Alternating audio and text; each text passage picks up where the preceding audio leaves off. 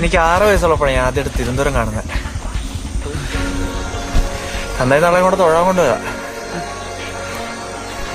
ചാലക്കടുത്തുള്ള ലോഡ്ജിലെ മുറിയെടുത്തത്. Fruit സർബത്ത് കുടിക്കാൻ വേണ്ടി നുള്ളിപ്പറക്കി ഒരു 10 വയസ്സായി തന്നിട്ട് രണ്ടാളും കൂടെ മുറി കയറി കഥ അടച്ച് കെട്ടിപ്പിടിച്ച് കിടന്നായിരുന്നെന്ന് പറയണേ. സർബത്ത് കുടിച്ച് തിരിച്ചു വന്നപ്പോ കണ്ട മൊത്തം പൊടിയും പുകയുക. മേൽക്കൂടെ ഓടൊക്കെ തെറിച്ചു പോയിരുന്നു.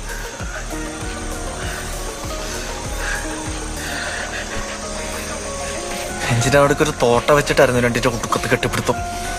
റൂമിന്റെ ചുമരില് മെത്തട മഞ്ഞയും ചില്ലറ ഇറച്ച കഷ്ണങ്ങളും പറ്റി പിടിച്ചിരിക്കണ കണ്ടതാ അവരെ കുറിച്ചുള്ള അവസാനത്തെ ഓർമ്മ.